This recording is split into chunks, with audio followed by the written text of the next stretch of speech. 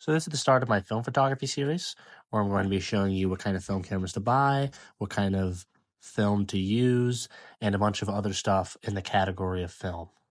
So this first video is going to be about finding the right film camera for you, and also going to be about restoring that film camera if you have gotten it lended down from a family member, or have bought a film camera and it has a lot of erosion or damage.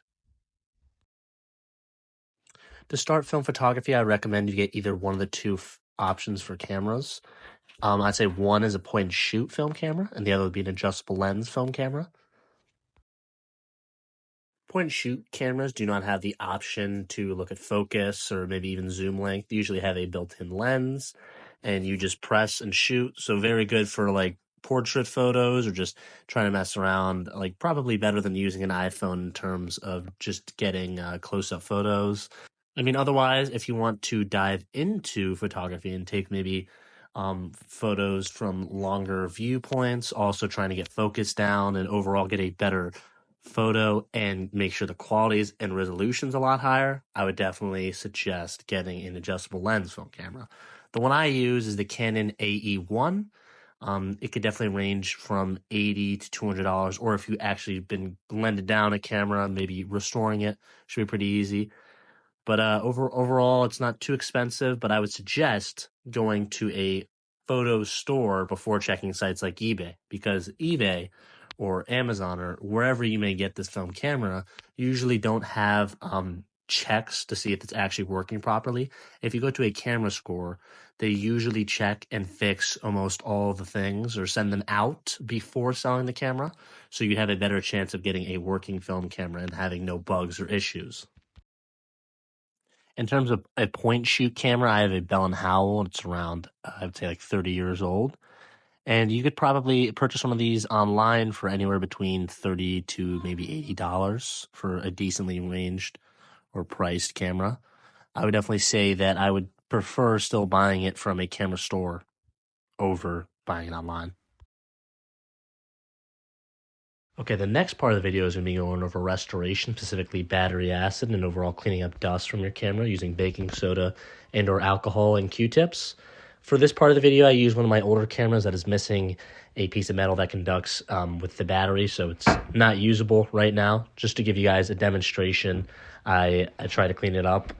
If your camera has a lot of battery acid, I would definitely consider wearing gloves. I did not do that in this video. Which is a little risky. I got burnt maybe a few times, but I mean, it turned out pretty well in the end. So if you don't have too much battery acid, I don't think your biggest concern is wearing gloves, but if you have a lot, I would definitely suggest. Anyway, let's hop into it. Okay guys, so I'm making a solution to getting rid of my battery acid. You're gonna need a little bit of baking soda, a few tablespoons of water, a toothbrush, and I'm just using some Q-tips to clean up the residue. Okay. So the solution I'm going to use is probably like around 3 tablespoons of water with a tablespoon of baking soda. You can either make it obviously stronger or lighter, and you can obviously switch around the solutions depending on how serious the battery acid is in there.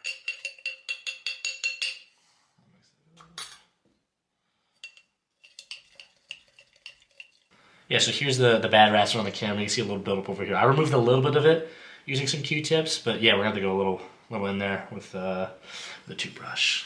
All right.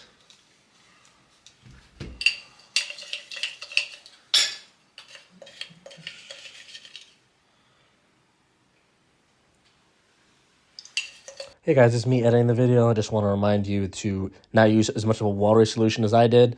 It ended up clumping up in the base of my battery port. So definitely use a little bit more baking soda. But if you have that issue, I go over it later of how to fix it and scrape it out. But yeah, you can put a little bit of water in there. Just make sure that you definitely wait for it to dry before you start putting in batteries, even if you've neutralized the battery acid and it looks clean.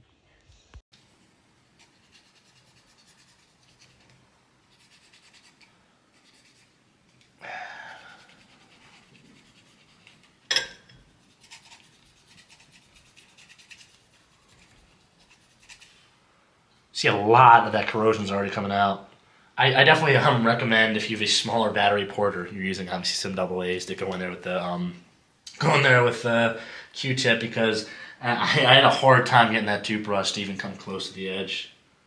If you can go back and forth with using a little bit of water, a little bit of this, you can definitely mess with the solution a bit. I don't think it matters as much for this step. So, just make sure that you get all the residue off before you go back into the camera. Yeah, definitely getting some work done here. This is amazing. Cut it. All right, so I've tried the toothbrush. I'm just gonna keep cautious because if your toothbrush is bigger than the battery port, like mine currently is, you might get a little bit splatter. I almost just got battery acid on my face, and definitely if you have a lot of battery acid buildup, especially if it's pretty severe, wear some gloves. That thing it'll really burn you. You don't really want any of that. So I'm gonna go finish up with what I did. Definitely next time I clean some battery acid, I might wear some gloves or take it a little slow. But as you can see, definitely getting a lot of residue off. You can start with some Q-tips or you can use a toothbrush depending on how much battery acid you do have. So I start with the Q-tips, but I'm getting a little bit more of the volume done with the toothbrush, and then probably finish off with the Q-tips in the end as well. Okay, so a little bit of the issue I ran into was if you use too much of a water solution, it tends to clump up at the bottom, especially considering that the baking soda I used was very blocky and not so powdery. So like it had some serious water damage to the baking soda. But so in order to stop this, or in order to fix this, either or, if you mess up like me, I'll tell you. I fiddled with a stick right here. I kind of notched it out in order to break up some of the clumps, and I've used some Q-tips. Obviously, we have a lot of Q-tips. That's not in frame currently, but I took away a lot of battery acid. It works so well that I actually have too much paste inside the battery port. But so you at least probably want to wait 30 minutes to an hour before you start cleaning again, because then it'll start clumping up and be a lot easier. But in terms of putting the battery back into it, I know in my case, I'm probably going to clean this up, see if I get the most out as I can currently, and then I'm probably going to wait a few days until my film gets delivered to try and go again, or try to put the batteries in. All right, that's the end of my video right now for my first part. My second part is going to go over camera functions, how to use the point and shoot, and how to use the adjustable film. And along with that, it's going to go over ISO and film types you should buy depending on what you want to shoot. And yeah, that's about it, and I'll see you guys next time.